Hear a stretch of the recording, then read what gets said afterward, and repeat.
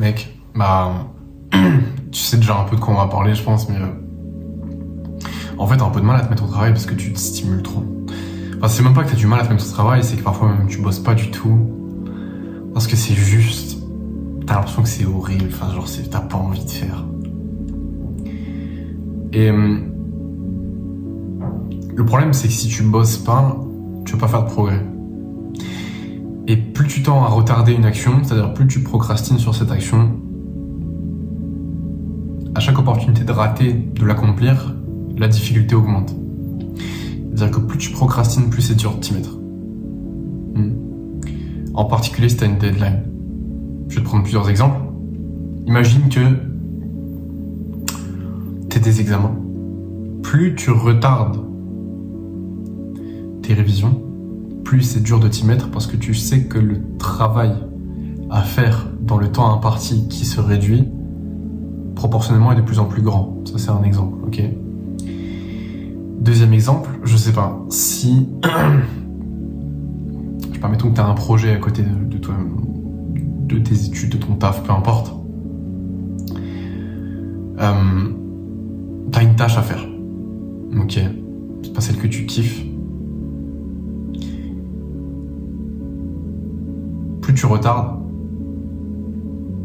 plus la tâche te paraît difficile.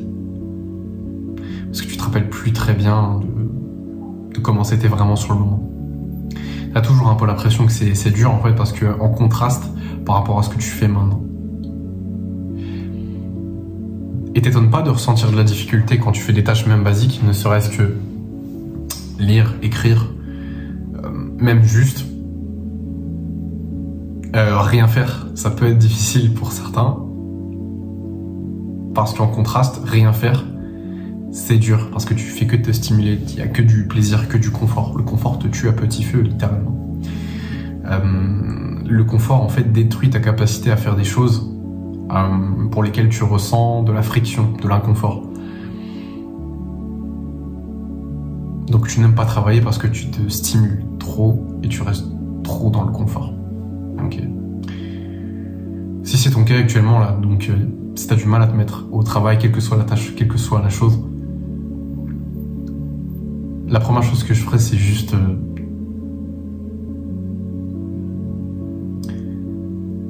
je pense que j'éteindrais mon tel. Sauf si ta tâche à effectuer sur ton tel, mais ça m'étonnerait. J'éteindrais mon tel et vraiment je l'éteins. J'éteins complètement le tel. Je pars marcher 30 minutes. Sans écouteurs, sans musique, sans rien.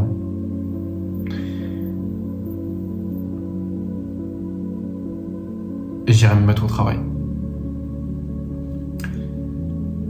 Parce que ce que tu viens... En fait, en faisant ça, ce que tu fais, c'est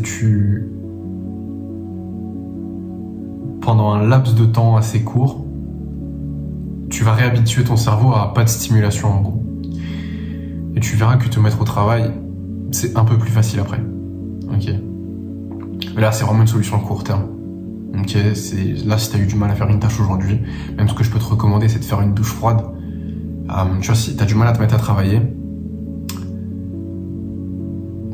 douche froide et c'est reparti. Tu peux faire comme moi. Moi, j'aime bien quand je travaille pour éviter les distractions et pour m'y mettre plus facilement, c'est mettre mes écouteurs. Et ce que je fais, c'est que je mets pas de musique, mais en fait, ce que je fais, c'est soit je mets rien, mais t'as quand même cette sensation d'isolement.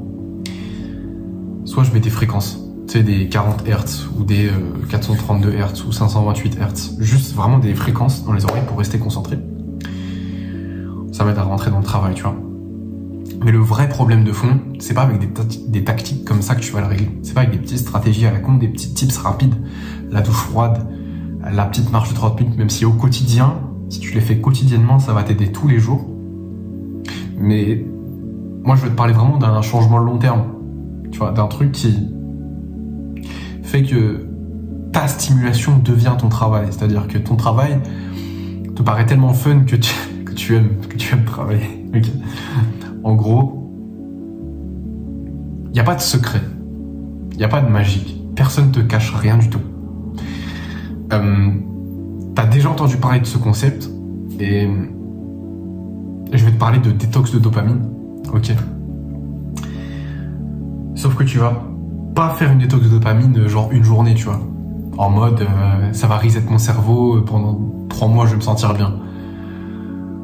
Non, parce que déjà, c'est pas pendant 3 mois, tu vas te sentir bien pendant une journée ou 2, et après tu vas revenir à la normale parce que t'as gardé les mêmes habitudes. Moi, je te parle vraiment d'une détox de dopamine long terme.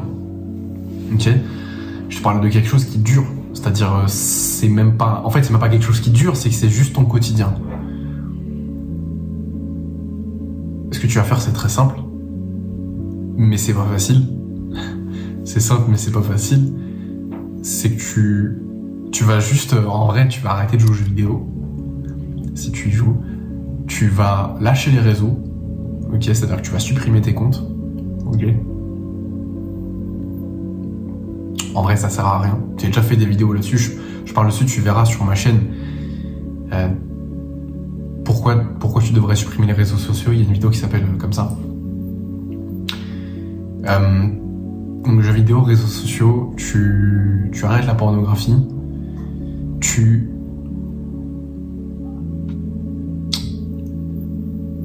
Faut pas que j'oublie des éléments importants parce que sinon j'aurais le seum de refaire la vidéo, tu vois.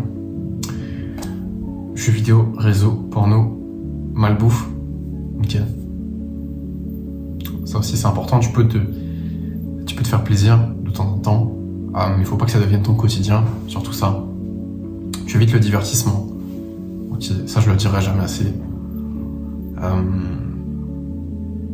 Et de manière générale le confort. En fait ce que ça va faire concrètement, parce que là je te dis ça, ouais mais c'est sympa, mais pourquoi? Parce qu'en fait si tu veux, tout ça c'est des activités. Bon, pour la plupart, c'est des gratifications instantanées, mais ce que je veux dire, c'est que c'est quelque chose qui te donne énormément de récompenses, ça te stimule beaucoup, c'est très satisfaisant de faire ces choses-là. Et le problème, c'est que si tu les as quotidiennement dans ta vie, ça devient ton point de référence. Ton cerveau, il s'habitue à n'importe quel stimuli que tu lui donnes, n'importe lequel. Il finira par s'y habituer s'il ne meurt pas à cause de celui-là. Pour donner un exemple, si la seule chose que tu faisais dans ta vie c'est marcher, au bout d'un moment tu trouverais ça amusant. Parce que ton cerveau il finit par s'y habituer en fait, et il fait rien d'autre. Ok. Et pour le travail c'est la même chose, si t'as quelque chose à faire, si t'as du mal à faire tes tâches, c'est pas parce que c'est dur ou parce que à cause de tes parents ils t'ont mal élevé ou parce que t'as pris cette habitude et tu peux pas l'enlever. Bah mec, c'est juste parce que tu t'attends dans le quotidien des choses qui font que t'es hyper stimulé et qu'en contraste, ça t'empêche de faire ton travail parce que ton travail te paraît trop dur. Parce que ton cerveau s'habitue aux stimuli que tu lui donnes. Donc c'est très simple, on va partir sur ce même principe-là encore. Si tu veux que ton cerveau s'habitue au travail et que ça devienne quelque chose de normal pour toi, t'as 2 solutions, mais on va faire les 2 en fait. Enfin, parce que l'une sans l'autre, c'est un peu bête. C'est déjà, bon, je te l'ai dit, c'est d'enlever les gratifications instantanées. Ok. Pourquoi? Parce que juste en fait, le travail te paraît moins dur en comparaison. Première chose, mais c'est juste en comparaison. Okay. Deuxième chose, faire le travail. Faire ce que tu dois faire tout le temps, dans les temps. Ne pas procrastiner sur ton travail, le faire en fait tout le temps. Tu t'habitues en fait à faire le travail, ça devient de plus en plus naturel et facile. Okay. Alors, ça va. Je te parle pas de l'habitude d'aller dans l'inconfort de faire le travail, mais je te parle vraiment là pour l'instant de la tâche à accomplir. Je te donne un exemple. La première fois que j'ai enregistré une vidéo sur YouTube, atroce. C'était dur, j'étais presque anxieux pendant que j'enregistrais la vidéo. J'ai retardé le truc, c'était dur, tu vois. Et plusieurs dizaines de vidéos après, c'était dur. Et après plus de 100 vidéos, c'est devenu une habitude. Je suis habitué à ce stimuli, c'est-à-dire même si c'est du taf, je suis habitué. Et même si je me stimule beaucoup à côté, c'est une habitude, donc ça sera quand même plus facile. Ok. Sinon, parce que là c'est vraiment propre à la tâche que tu vas faire. Mais si tu veux que ce soit pas propre à la tâche que tu vas faire, là c'est un peu différent. C'est-à-dire que tu vas devoir prendre l'habitude, pas de faire la tâche, enfin pas que, mais c'est aussi de prendre l'habitude de faire les tâches quand t'as pas envie de les faire. Et ça c'est une habitude. Et c'est une zone dans le cerveau qui s'appelle... Je sais plus, bref. Mais c'est le mid-singular cortex, mais je sais plus exactement, j'ai plus le mot. Mais en fait, en gros, tu as une zone de ton cerveau qui est responsable, genre vraiment, tu tu peux le schématiser dans ton cerveau à travers l'activation d'une certaine zone en fait. C'est-à-dire que tu as une certaine zone de ton cerveau qui s'active, c'est pas le cortex préfrontal, mais en fait c'est quand tu fais la chose que t'as pas envie de faire, et enfin tu fais une chose difficile, et en particulier quand t'as pas envie de la faire. C'est une zone qui s'active, et plus elle s'active, plus elle s'habitue. C'est à ça, à la difficulté que tu lui donnes. C'est comme quand, je sais pas,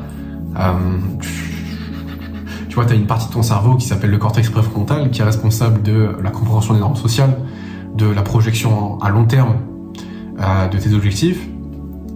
Plus tu l'utilises, ok, plus c'est facile pour toi de l'utiliser. C'est aussi simple que ça. C'est pareil avec un muscle. Plus tu utilises ton muscle, plus il se renforce, plus c'est facile de l'utiliser et de porter des charges de plus en plus lourdes. Et c'est le même principe, ok, avec cette zone de ton cerveau. Mais je sais plus exactement comment elle s'appelle. Okay. Ouais, bref, mais t'as compris. Et donc c'est ça en fait qui explique que plus tu fais l'inconfortable, plus c'est facile de faire l'inconfortable, et plus tu peux faire des choses inconfortables. Logique. Non mais plus tu peux faire des choses qui sont de plus en plus inconfortables. Voilà, c'est ça que je veux dire surtout. Là, je me mélange un peu dans les mots, là j'ai du mal. Mais voilà. Je pense que j'ai rien vraiment à ajouter dans les grandes lignes. Après, si tu veux des stratégies, je t'ai déjà dit, hein, enlever toutes les gratifications instantanées, prendre l'habitude de faire ce qui est difficile, de faire les tâches que tu as la flemme de faire. Et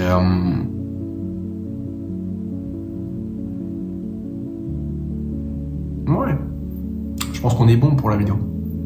Ok.